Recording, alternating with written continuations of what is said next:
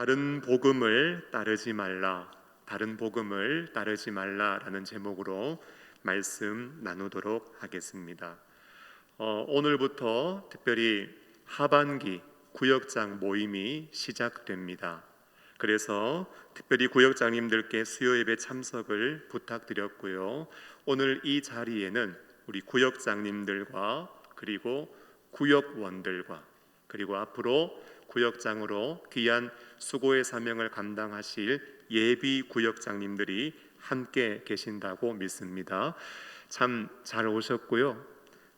상반기에는 구역장 모임을 예배 이후에 모임을 가졌지만 하지만 하반기에는 상반기에 구역장님들께서 배우셨던 성경 연구에 대한 부분을 한 번 더 복습하고 예배 이후에 실습과 적용을 좀 더 풍성하게 가지기 위해서 구역장 모임이 있을 때마다 제가 티칭 형식으로 하나님의 말씀을 증거하도록 하겠습니다.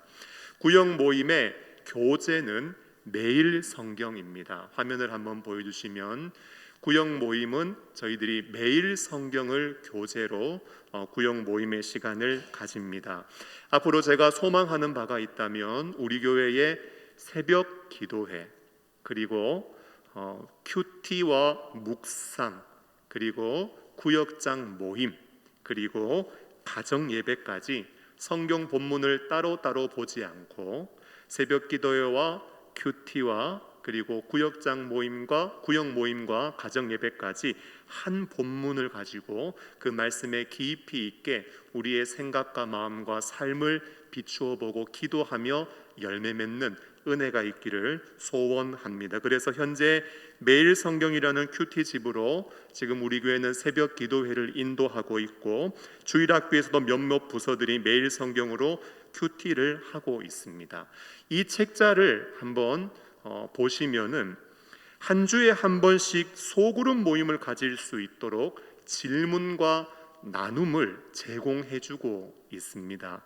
그래서 우리 교회는 앞으로 이 내용을 가지고 첫째 주 그리고 셋째 주 구역 모임을 하려고 하고 이런 구역 모임이 있는 그 전주에 우리 구역장님들과 함께 구역장 모임을 가지면서 구역장님들을 영적으로 무장시키려고 합니다. 그런데 제가 보니까요 글자가 좀 작아요. 시력이 안 좋으신 분들은 안경을 쓰시거나 돋보기를 착용하셔야 돼요. 그래서 구역장님들께서 인도하시는데 조금 도움을 드리는 것이 좋겠다 생각해서 A4 용지 한 장으로 인도자 지침서를 저렇게 앞뒤로 만들어 드리고 제공해 드릴 것입니다.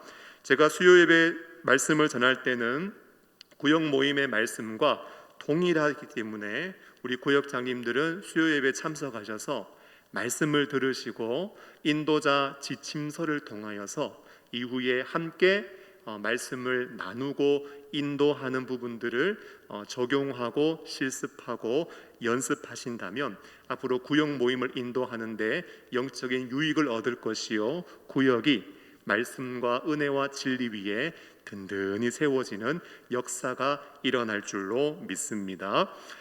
현재 우리 교회 재적은요 작년 성도가 약 550명 됩니다. 그리고 주일학교 학생들이 약 150명 됩니다. 그래서 우리 교회는 총 700명의 규모로 생각하시면 됩니다. 그런데 이 중에는요 주일 예배만 드리고 집에 가시는 분이 있어요. 요즘 코로나 방역 단계가 4단계로 인해서 최대 99명까지 가능하기에 1부, 2부 합쳐서 약 198명 정도의 성도들이 대면 예배를 드리고 계십니다. 주일 예배와 함께 구역 모임에 참여하시는 분들도 있지만 또 장기 결석하고 계시는 분도 계시지요. 앞으로 우리 교회는요 약 350명의 성도들을 먼저 회복해 나가야 합니다. 지금까지 교회는요 총 4개 교구로 편성이 되어져 있다가 설문조사를 바탕으로 해서 구역 개편의 필요성과 연령대별 개편의 필요성을 느끼고 3개 교구로 그리고 전도회별로 구역을 새롭게 개편하였습니다. 여러분 교회는요 새가족이 만약에 발걸음을 하게 되면 새가족 위원회와 연결하여서 구역의 성도들을 잘 정착시켜야 합니다. 그리고 기존의 성도님들이 교회를 다니면서 참 은혜를 받고 교회 오는 것을 즐거워하고 신나게 발걸음을 할 수 있어야 되고, 믿음이 흔들리고 상처받아서 교회를 떠나갔던 잃어버린 한 가정 한 가정들이 다시 교회에 깃들 수 있어야 되고, 이렇게 모든 교구가 튼튼하게 세워지는 것과 더불어 주일학교가 부흥하고 성장해야 교회는 건강하고 은혜롭게 성장할 수 있고, 지역과 나라와 열방 가운데 복음을 전파하는 주님이 맡겨주신 사명을 힘있게 감당할 수 있습니다. 그러므로 특별히 우리 구역장님들 안에는요, 우리 교회 다시 한번 도약하자, 우리 교회 다시 한번 이 마지막 때에 하나님이 사용하시고 쓰실 수 있는 교회로 건강하고 튼튼하게 교회를 한번 세워보자, 이런 비전과 열정을 가슴속에 간직해야 교회가 은혜롭게 성장할 수 있고, 우리 구역장님들이 말씀 사역을 좀 잘해 주시고, 그리고 영혼들을 살피고 돌보는 이 돌봄 사역을 잘 해주실 때 우리 교회가 정말 은혜롭고 따뜻한 교회가 될 수 있습니다. 그러므로 저에게 있어서 구역장님들은요, 교회 부흥에 있어서 가장 중요한 핵심 일꾼이요, 그리고 목회자에게 있어서 없어서는 안 될 가장 중요한 목양의 파트너요, 하나님의 말씀을 맡아서 사역을 감당할 하나님께서 가장 주목하고 계시는 말씀의 일꾼, 복음의 일꾼이라는 사실을 우리 구역장님들 항상 잊지 마시고, 그리고 모든 구역원 분들도 우리 교회에 속한 36분의 모든 구역장님들이 사역을 잘 감당하시고 구역이 든든히 세워질 수 있도록 기도해 주시기를 예수님의 이름으로 부탁드립니다. 여러분, 이번 주에는요, 갈라디아서를 다루게 됩니다. 갈라디아서는요, 사도 바울이 1차 전도여행 시에 세웠던 갈라디아 지역의 여러 교회들에게 쓴 서신의 말씀입니다. 이 갈라디아서가 가지고 있는 별명이 하나 있어요. 작은 로마서라고 불려집니다. 왜냐하면 로마서가 가지고 있는 이신칭의, 그리고 이신득의, 믿음으로 말미암아 사람이 의롭게 된다라는 이 복음의 핵심 주제와 아주 긴밀하게 연결되어져 있기 때문에 그렇습니다.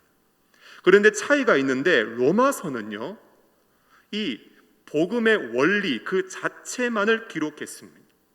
반면에 이 갈라디아서는요, 이 복음의 원리가 진짜다, 참이다, 이 원리에 아주 진정성을 강조했습니다. 왜냐하면 로마서를 받는 독자들에게는요, 복음에 대한 아무런 선지식이나 기본 전제가 없습니다. 그래서 그들에게는 복음의 원리만 잘 가르쳐주면 됩니다. 그런데 갈라디아 교회들은 좀 달라요. 이 사람들은요, 이미 복음을 받은 사람들입니다. 그런데 복음을 버리고 다른 교훈, 다른 복음, 율법주의로 가려고 하는 사람들이 있기 때문에 거기로 가면 안 된다, 거기서 가르쳐주는 것은 옳지 않다, 이게 바로 참된 복음이다 알려주기 위해서 이 서신을 기록했습니다.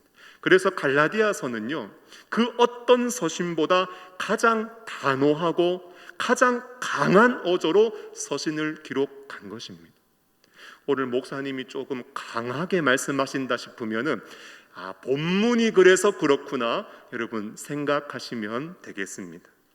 여러분, 갈라디아서는요, 특별히 남부 갈라디아 지방의 교회들을 대상으로 합니다. 여러분, 갈라디아 지역이 이렇게 있는데요, 그 북부에 보면 앙키라, 그리고 페시누스, 타위옴, 이런 도시들이 있습니다. 그런데 여러분, 혹시 이런 도시들 들어보셨습니까? 솔직히 저도 못 들어봤습니다. 여러분, 우리에게 익숙한 지명이 아니에요. 왜냐하면 사도 바울이 1차 전도여행을 할 때 비시디아, 안디옥, 이고니온, 루스드라, 더베 지역에 복음을 전해 교회를 세우는데, 이 지역은 전부 다 이 갈라디아 지역에 있어서 북부가 아니라 남부 지역입니다. 지도를 보면서 한번 확인해 볼까요? 자, 여러분, 혹시 안디옥 찾으셨어요? 여러분 보실 때 제일 오른쪽에 있는 곳 안디옥, 이 안디옥은요 수리아 안디옥입니다. 그런데 왼쪽 조금 위쪽에 또 안디옥 하나 보이세요? 여러분 거기가 비시디아 안디옥, 그리고 이고니온 보이세요? 이고니온, 또 그 밑에 루스드라, 그 옆에 더베. 여러분 이 지역이요 갈라디아 남부 지역입니다. 그러므로 오늘 이 갈라디아서는 북부다 남부다? 남부 지역에 있는 교회들을 대상으로 서신을 기록했다 기억해 주시고요.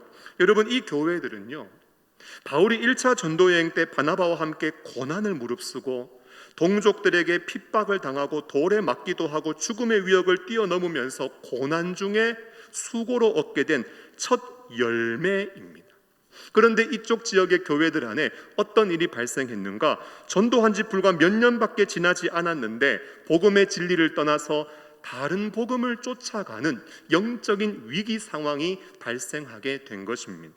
사도행전 21장 20절을 보니까요, 그들이 듣고 하나님께 영광을 돌리고 바울더러 이르되 형제여 그대도 보는 바에 유대인 중에 믿는 자 수만 명이 있으니 다 율법의 열성을 가진 자라. 여러분 이 말씀 보니까요 율법의 열심과 특심을 가진 사람들이 수만 명이 있답니다. 수만 명. 엄청난 열심당원, 엄청난 과격한 성도들을 유대교가 가지고 있답니다. 여러분 이들은요 자기만 율법을 지키는 것으로 만족할 수 없는 과격한 사람들입니다. 이방인의 지역까지 나아가서 너희가 모세의 법대로 할례 받지 않으면 구원을 받을 수 없다는 주장을 퍼뜨리고 다니는 열성적인 유대 율법주의자들이었습니다. 이들은요 그리스도를 믿는 것만으로는 충분하지 않다, 그것으로는 구원받을 수 없다, 할례 의식 행해야 되고 율법을 다 준수하고 지켜야 너희들이 구원을 받는다, 이런 가르침을 내세웠는데 여러분 이 가르침을 아주 권위 있게 내세우기 위하여 그들이 세웠던 전략 중에 하나가 무엇인지 아세요? 그 지역에 먼저 복음을 전했던 여러분 사도 바울에게 있어서 바울 사도가 진짜 사도 아니다, 바울 사도는 사도적 권위 없다, 다른 사도보다 열등하다, 바울의 사도성을 부정한 것입니다.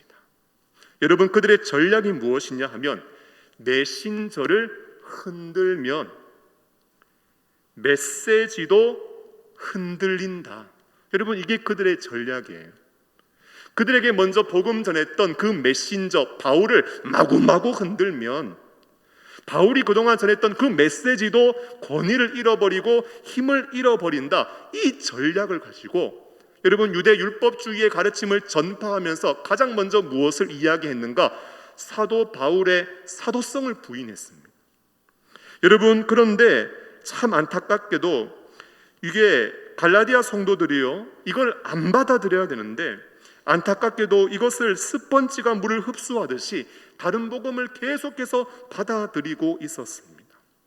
갈라디아 교인들은 지금 신앙은요 뿌리째 흔들리고 있고 진짜 바른 복음에 서 있던 그 믿음이 완전히 뿌리가 옮겨져 버릴 것 같은 총체적인 위기의 상황 속에 사도 바울은 이래서는 안 되겠다, 교회가 진리를 수호해내야 되겠다, 그리고 우리의 신앙을 위협하는 율법주의에 대해서 아주 전투적으로 변증해야 되겠다, 하나님의 백성들을 하나님의 은혜 가운데 견고하게 세워야 되겠다, 매우 단호하고 강력한 어조로 지금 이들을 책망하고 경계시키며 이 서신을 기록하고 있는 것입니다. 사랑하는 성도 여러분, 저를 한번 보세요. 우리가 신앙생활을 하고 있습니다. 그렇죠? 그런데 우리의 신앙생활이 정말 은혜가 넘치고 충만하면 얼마나 좋을까요? 성도님들의 얼굴을 보는데요 막 행복한 미소가 뚝뚝뚝뚝 떨어져요. 마음속에 정말 주님을 함께 찬양하고 노래하는데 그냥 피상적인 노래, 피상적인 찬양이 아니라 가사 하나하나에 정말 진실한 마음을 다 담아서 주님을 향한 믿음, 그리고 주님을 향한 사랑, 주님을 향한 간절한 소망을 정말 진실하게 고백하고 노래하는 성도들, 서로 만나서 대화를 하고 교제를 하는데 얼마나 친절한지, 얼마나 겸손하고 예의 바르고 나를 배려하며 따뜻하게 용납하고 감싸 안아주면서 은혜가 가득하고 충만한 모습. 여러분, 성도가 성도 사이에 서로 안에서 이런 은혜를 느낄 수 있고, 우리 교회에 발걸음을 하는 세상 사람들이 세상에서 맛볼 수 없는 그런 영적인 은혜의 따뜻함을 충만하게 맛볼 수 있다면 얼마나 좋을까요? 여러분, 갈라디아 교회가요, 처음에는 그랬습니다. 은혜가 차고 넘쳤습니다. 그런데요, 안타깝게도 오늘의 갈라디아 교회는 은혜가 다 식어지고 메말라 버렸습니다. 이유가 무엇인가? 다른 교훈 때문이에요. 사랑하는 성도 여러분, 우리가 하나님의 은혜를 받았다 할지라도, 우리가 바른 복음을 들었다 할지라도, 오늘 성경 보니까요, 세월이 흐르고 시간이 지나서 얼마든지 죄악의 파도에 우리가 흔들리고 요동하고, 그리고 다른 거짓된 교훈과 세속적인 사상에 얼마든지 우리가 은혜를 잃어버릴 수 있다는 사실을 말씀을 통하여 깨닫게 됩니다. 여러분들 어떠세요? 오늘 여러분들의 심령을 한번 감찰해 보면 내 안에 하나님의 크신 은혜, 그 은혜가 풍성하게 자리 잡고 있습니까? 바라기는 오늘 말씀을 통해 우리의 심령의 은혜가 회복되어지는 시간, 우리의 모든 구역과 가정 안에 하나님의 은혜가 충만히 임하는 복된 시간이 될 수 있기를 예수님의 이름으로 축원합니다. 1절 말씀을 한번 보실까요? 1절을 보시면 사람에게서 난 것도 아니요 사람으로 말미암은 것도 아니요 오직 예수 그리스도와 그를 죽은 자 가운데서 살리신 하나님의 아버지로 말미암아 사도된 바울은 이라고 하며, 이 서신을 가장 먼저 기록할 때 여러분 자신이 사도라는 사실을 바울은 강조하고 있습니다. 사도된 바울은 헬라어로 하면 파울로스 아포스톨로스라는 말입니다. 여러분, 왜 이것을 강조할까요? 앞서 말씀드린 것처럼 다른 복음을 전하는 사람들이 예수 믿는 것으로는 부족하다, 할례 행하고 율법 지켜야 된다고 하는 거짓 교사들이 자신의 가르침의 권위를 내세우기 위해 제일 먼저 한 일이 사도 바울의 사도성을 부정한 일이기 때문입니다. 그래서 바울은요, 자신을 소개할 때 제일 먼저 내가 하나님으로부터 사도된 자라는 것을 가장 먼저 강조하고 있습니다. 사도라는 것은요, 예수님께서 공생애를 시작하시면서 앞으로 예수님의 사명을 받아 이 땅 가운데 하나님 나라를 전파해 나갈 12 제자에게 이 사도라는 단어가 적용이 되었습니다. 예수님과 함께 했고요, 주님의 죽으심과 부활을 그들은 목격했습니다. 그리고 부활을 전할 자에게 사도의 자격이 있습니다. 하지만 사도 바울은 예수님 따라다니고 예수님의 죽음과 부활을 비록 목격하지는 않았지만 다메섹 도상에서 부활하신 주님을 만났고 그분께 이방인의 사도로 소명을 받은 자이기에 사도로서 자격이 충분하다는 것을 그는 주장하고 있는 것입니다. 말씀 보니까요, 자신의 개인 변호인 줄 알았는데 개인 변호가 아니라 복음을 변호하는 것이었고, 더 나아가서 교회를 바른 진리 위에 세우기 위하여 지금 이렇게 자기 자신의 사도성을 변호하고 주장하고 있는 것을 봅니다. 말씀 보면서 깨닫게 되는 거는요, 여러분, 우리가 믿음 가지고 올바르게 살아가도 비난받을 수 있고 지탄받을 수 있고 애매한 공격과 어려움을 겪을 수 있습니다. 여러분, 바른 복음 전하고 바르게 사역 감당하면 그의 길이 탄탄대로여야 되는데, 여러분 성경 보세요. 바른 복음 전하고 바른 길 걸어가는데도 이렇게 비난과 지탄과 어려움을 겪을 수 있다는 것입니다. 그럴 때 우리가 무엇을 해야 되는가? 우리 신앙 돌아봐야 돼요.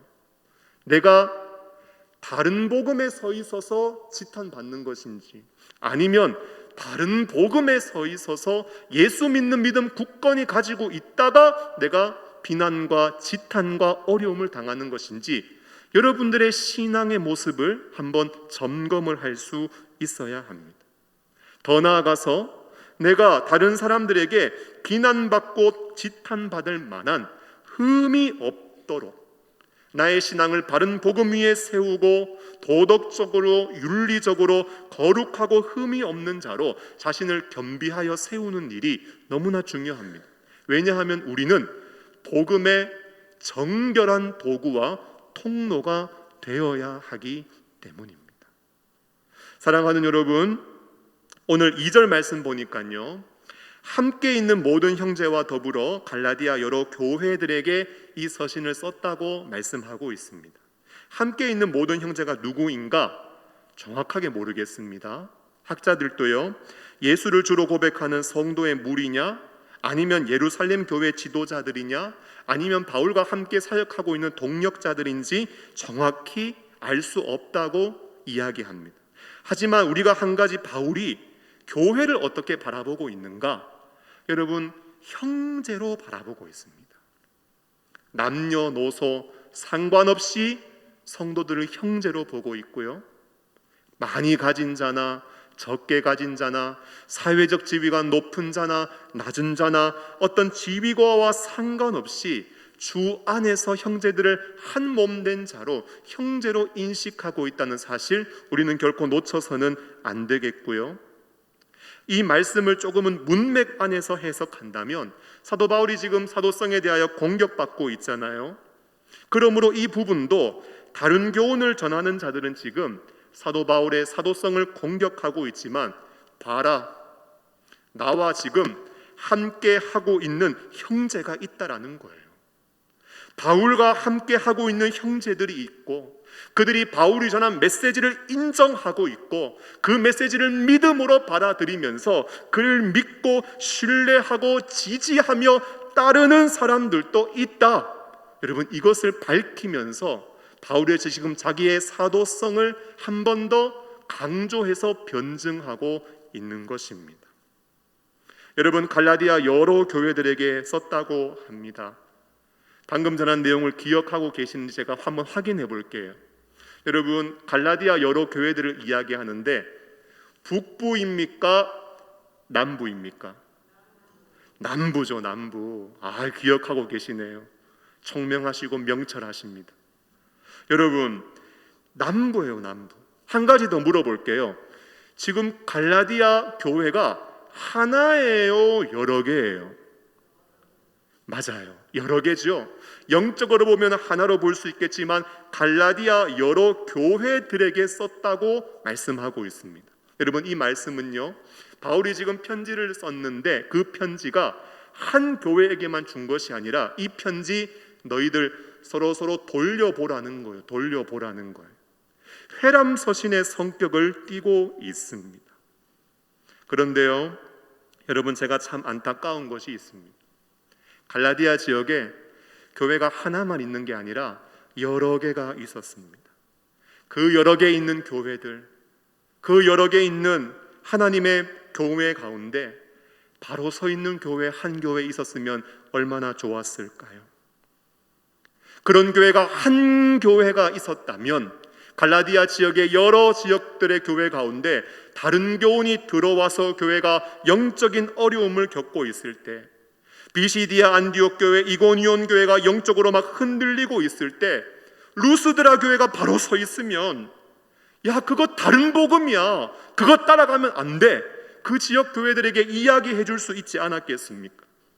루스드라 교회가 흔들릴 때 이고니온 교회가 바로 서 있었다면 각 교회들을 향하여 너희들 신앙생활 그렇게 하면 안 된다고 그들을 좀 붙잡아 줄 수 있지 않았겠습니까? 여러분, 여러 교회들 가운데 단 한 교회라도 바로 서서 다른 복음에 물들지 않도록, 교회들이 영적 위기를 만나지 않도록 그들을 붙잡아주고 흔들리지 않도록 그들을 위하여 기도하고 섬겨주었다면 얼마나 좋았을까요? 안타깝게도요, 갈라디아 교회들이 전부 다 다른 교훈에 물들게 되었습니다. 교회들마다 전체가 다 흔들리고 요동하게 되었다는 것입니다. 여러분, 저는요 이 말씀 보면서 이런 소원을 한번 가져봅니다.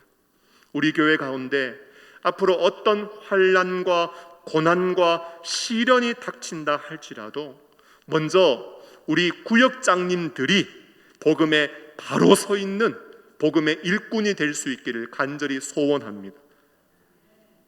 구역장님들이 좀 아멘이 약하신데, 여러분, 우리가 한 영혼 한 영혼 살피면서 흔들리고 있는 성도들, 어려움에 있는 성도들, 그들을 붙잡아주고 그들을 일으켜 세워주는 바로 서 있는 한 사람이 되어야 하는 것입니다. 저는요 더 나아가 지금 흔들리고 있고 요동치고 있는 한국교회 가운데 우리 교회가 바른 복음 위에 든든히 서서 이 땅에 흔들리고 있는 교회들을 향하여 영적으로 깨어 기도하는 교회가 될 수 있기를 간절히 소원합니다. 우리 한 사람 그리고 우리 교회가 바르게 세워져 있는 것, 여러분 너무나 중요한 것입니다. 여러분, 그러기 위해 우리에게 반드시 있어야 하는 것이 무엇인가? 은혜와 평강과 찬양입니다. 여러분, 3절, 4절, 5절 말씀을 우리 같이 한번 읽어보실까요? 3절, 4절, 5절입니다. 시작. 우리 하나님 아버지와 주 예수 그리스도로부터 은혜와 평강이 있기를 원하노라. 그리스도께서 하나님 곧 우리 아버지의 뜻을 따라 이 악한 세대에서 우리를 건지시려고 우리 죄를 대속하기 위하여 자기 몸을 주셨으니 영광이 그에게 세세토록 있을지어다. 아멘. 여러분, 우리가 바른 복음에 든든히 서서 흔들리고 있는 교회들을 온전케 세워주는 복음의 정결한 도구와 통로 되기를 원한다면 우리에게 필요한 것은 은혜와 평강과 찬양입니다. 여러분, 은혜가 무엇인지 아십니까?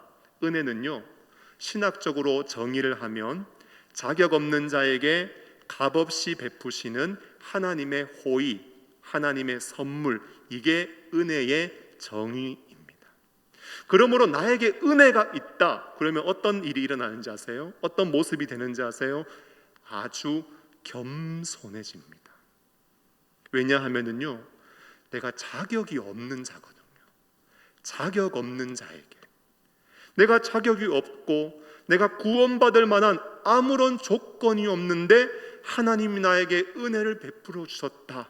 여러분, 사람이 있잖아요, 겸손한 척 할 수 있습니다. 나의 유익을 위하여, 나의 이익을 위하여 얼마든지 겸손으로 자기 자신을 포장할 수 있는 인간은 타락한 존재. 그런데 척하는 거 말고 정말 거룩하신 하나님 앞에 나는 죄인이요, 나는 구원받을 만한 자격이 없다라는 사실을 인정하며 하나님 앞에 자신을 낮추는 겸손. 여러분, 진짜 은혜 있는 분들은요, 만나보면 정말 겸손합니다. 우리가 그런 복음의 도구와 통로로 쓰임받기를 원한다면 영적 겸손이 있어야 하는 거예요. 두 번째는 감사가 있어야 됩니다. 은혜는 자격 없는 자에게 값없이 베푸시는 하나님의 호의와 선물입니다. 내가 죄인이고 내가 구원에 이르기 위해서 아주 값비싼 대가를 치루어야 하는 줄 알았는데 주님 만나보니까요, 아무런 값없이, 아무런 대가 없이 엄청난 보화의 선물을 나에게 안겨주셨습니다. 그러므로 은혜 있는 분들은요, 항상 무엇이 있느냐? 나는 정말 영적으로 파산한 존재요, 빚 갚을 힘과 능력도 없는 자인데 주님이 내 빚 다 갚아주셨다. 내가 일평생 주를 위해 살아야지.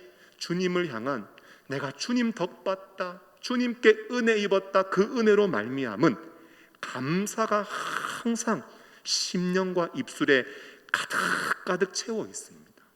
여러분, 이게 은혜 있는 분들의 모습입니다. 또 어떤 것이 있느냐? 평강이 있어요. 평강은 에이레네라고 하는데 원어의 의미를 보면 전쟁이 없는 평화 상태입니다. 그리고 개인과 개인 간에 서로 다툼과 갈등이 없는 아주 화목한 관계를 의미합니다. 그런데 영적으로 보면 그리스도를 통하여 내가 구원의 확신을 가지고 있고 구원의 보증을 받았고 성령이 내 안에서 인치심과 도장을 찍어 주셨기 때문에 죄악의 파도가 아무리 밀려오고 세상의 환난과 위협이 찾아온다 할지라도 내 안에 두려움이 없어요.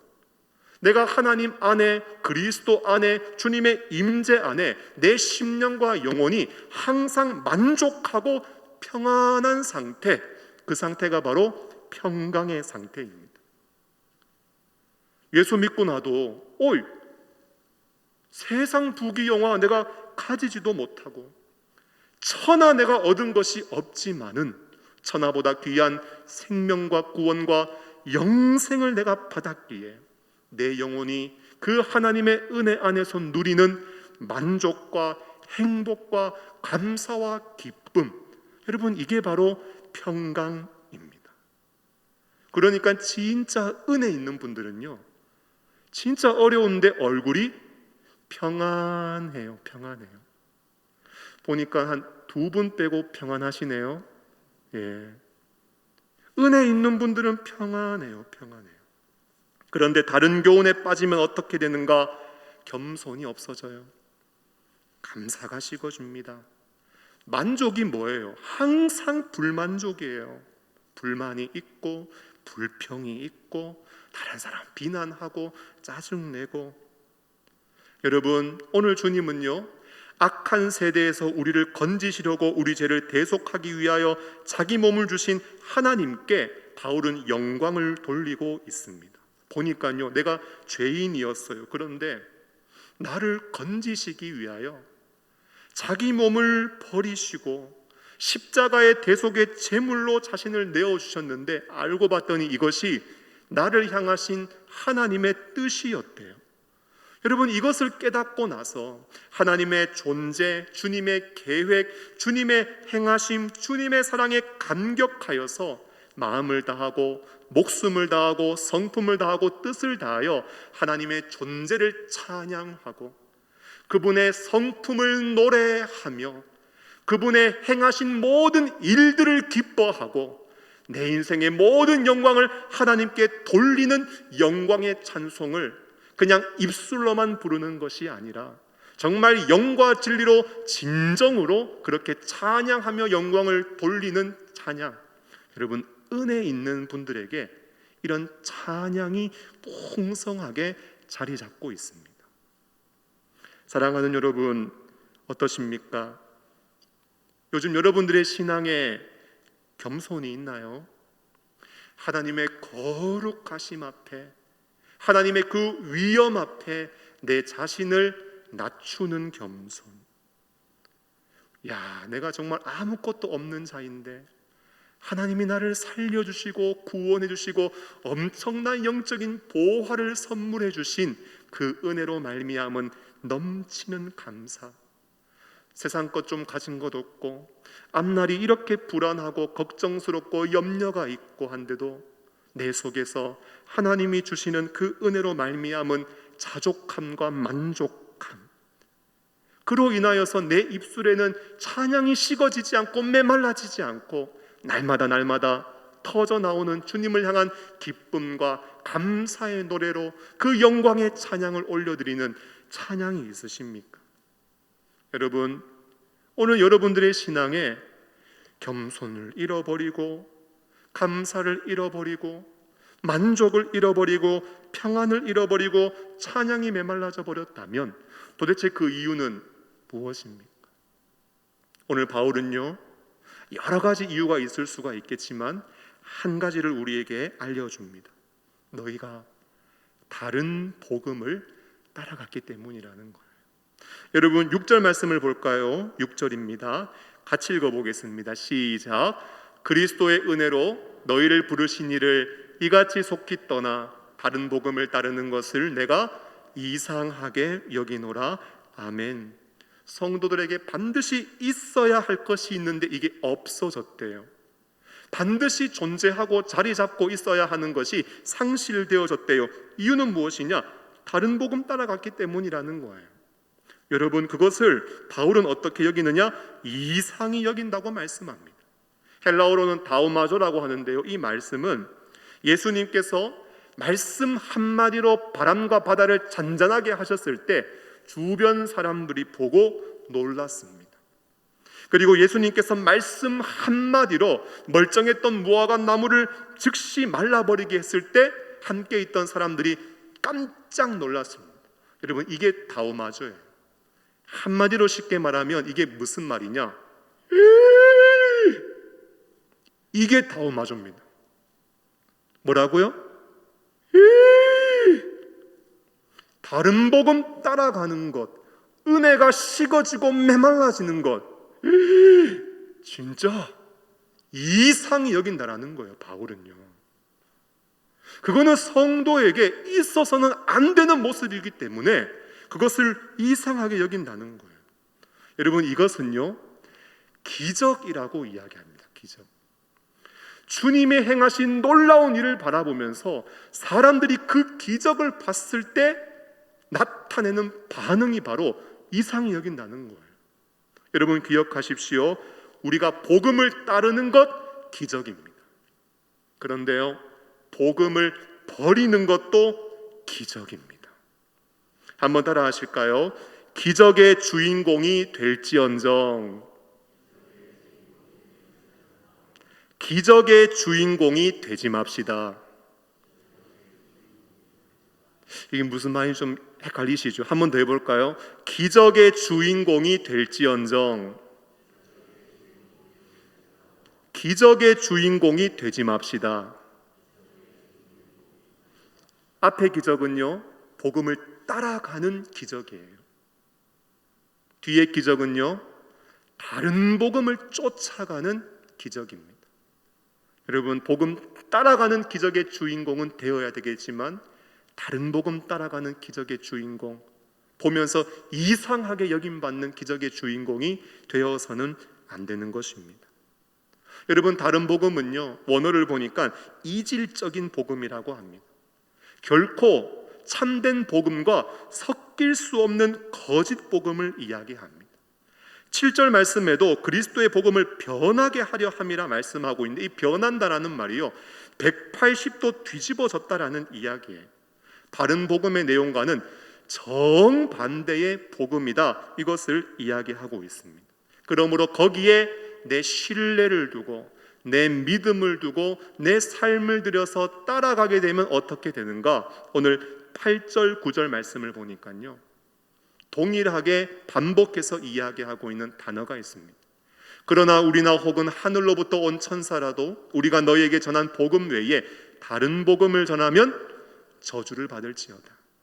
우리가 전에 말하였거니와 내가 지금 다시 말하노니 만일 누구든지 너희가 받은 것 외에 다른 복음을 전하면 저주를 받을지어다. 여러분, 저주라는 단어가요 하나님께 드리는 봉헌 제물을 의미합니다. 도살되어져야 하는 짐승, 때로는 멸망되어져야 될 운명의 사람에게 이 단어가 쓰여졌습니다.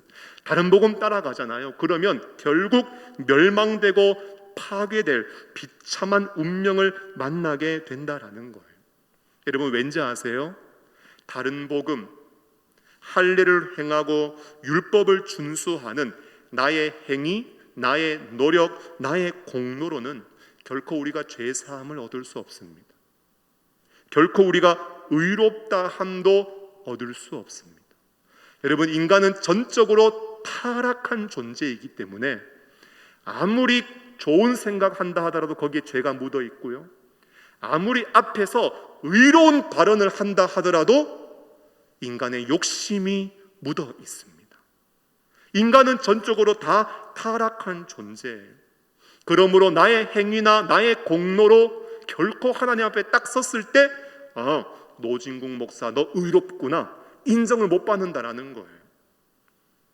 여러분, 오직 죄가 없으신 예수 그리스도, 이 땅에 오셔서 삶을 사시면서 한 번도 죄를 범하지 않으신 예수 그리스도, 십자가에 죽었으면 좋겠다, 이것이 하나님의 뜻이었는데 그 뜻 가운데 죽음까지도 순종하신 예수 그리스도, 그 대속의 피로 우리를 정결케 하신 그 예수 그리스도를 믿을 때에 그 보혈의 공로가 내 모든 주홍 같은 죄를 눈과 같이 희게 씻어줄 수 있고, 죽음 가운데서 다시 살아나셔서 주님이 죄인이 아니라 의인으로 인정받으셨는데 그 주님을 믿을 때에 하나님의 의를 내가 전가받아 노진국 목사, 네가 예수의 의로 말미암아 의롭구나, 인정받고 하나님 나라 천국에 우리가 들어갈 수 있는 것입니다.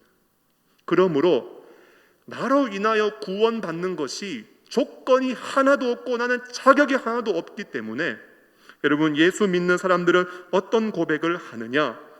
오직 성경을 통하여, 오직 예수님을, 오직 믿음으로 죄사함 받고 의롭다함을 얻어 오직 은혜로 구원받아 일평생 오직 하나님께만 영광을 돌리는 삶, 여러분, 이게 신앙의 본질이요 신앙의 핵심인 것입니다. 그런데요, 우리의 신앙의 이 바른 복음, 하나님과 예수님의 은혜가 다 지워져 버리고 그 자리에 나의 할례, 나의 율법, 나의 행위, 나의 노력이 자리 잡게 되면 구원의 확신이 오락가락합니다, 여러분. 왜냐하면 내가 내 자신 볼 때, 여러분, 생각으로 죄 지을 때 있어요, 없어요? 역시 죄인은 말이 없으시네요. 마음으로 죄 지을 때 있어요, 없어요? 여러분, 우리 자신을 보면 결코 의롭지 않습니다. 그렇기 때문에 예수님 버리고 내가 중심이 된 신앙생활하면 내가 진짜 이래서 구원받을 수 있을까? 구원의 확신이 항상 흔들립니다. 그리고 나의 행위가 내 신앙의 중심이 되면 내가 예배생활 잘하고 성경 열심히 읽고 필사도 정성스럽게 하고 이번에 밑거름 특별 새벽기도에 한 번도 빠지지 않고 봉사 열심히 하고 전도 많이 해서 전도왕 되고 이러면은 내가 구원받은 사람 같아요. 은혜가 충만해요. 그런데 예배 잘 못 드리고 성경 많이 안 읽고 기도 조금 빠지고 전도 한 명 못하고 이러면은요, 교회 올 때 마치 기가 팍 죽어가지고 목사님 얼굴 볼 낯이 없다고 하면서, 여러분, 내 행위가 전부 다 뒤준되어져 있는 신앙의 모습입니다. 그래서 내가 신앙생활 열심히 한다고 생각되면은 다른 사람과 비교해서 내 마음이 한없이 우월감을 가지고 교만해지고, 내가 신앙생활 제대로 열심히 안 한다 생각하면은 나보다 더 열심히 있는 사람 앞에 가면은 항상 열등감 때문에, 영적인 열등감 때문에 신앙의 낙심과 자하절을 경험하는 것, 여러분, 신앙생활이 결코 건강하지 않습니다. 다른 사람들, 내가 신앙생활 열심히 할 때 판단하고 비판하고 비난하고 정죄하면서 신앙생활 좀 똑바로 해야지, 여러분, 마음이 교만하고 마음이 높은 거예요. 하나님과의 관계도 마찬가지입니다. 하나님이 베푸신 놀라운 구원의 은혜로 말미암아 예배드리고 말씀 보고 기도하고 봉사하고 전도해야 되는데, 율법주의 신앙에 빠지면은 하나님, 내가 이만큼 예배 잘 드렸으니까, 성경 이만큼 많이 봤으니까, 기도도 안 빠지고 열심히 했으니까, 그리고 영혼 구령의 열정을 가지고 복음을 전파하며 영혼을 살렸으니까 하나님, 나에게 구원도 주시고 은혜도 주세요. 하나님과 은혜의 관계가 다 사라지고 종교적인 거래 관계로 하나님과의 관계가 전락하게 됩니다. 제일 안타까운 건 뭔지 아세요? 저주를 받습니다. 결국은 하나님의 의가 아닌 내 의를 붙잡았다가 하나님 앞에 딱 섰는데, 보니까 노진국 목사, 너는 예수의 의를 의지하지 않고, 너 보니까 평생 네 의만 의지하고 살았네. 입술은 하나님의 의를 의지한다고 해놓고 마음과 삶은 전부 다 자기 의를 가지고 살았네. 여러분, 저주받습니다. 구원에 이르지 못하는 거예요. 멸망을 만나는 거예요. 그렇기 때문에 오늘 사도 바울은 이런 강한 어조로 성도들에게 다른 복음을 따르지 말라고 경계시키고 있는 것입니다. 여러분, 오늘 말씀을 보면서요, 하나님의 뜻은 무엇인가? 하나님의 뜻은 우리를 건지시는 것입니다. 4절 말씀을 보니까요, 그리스도께서 하나님 곧 우리 아버지의 뜻을 따라 이 악한 세대에서 우리를 건지시려고 우리 죄를 대속하기 위하여 자기 몸을 주셨다고 말씀하고 있어요. 아버지의 뜻이 뭔지 아세요? 아버지의 뜻은 우리 건져내시는 거예요.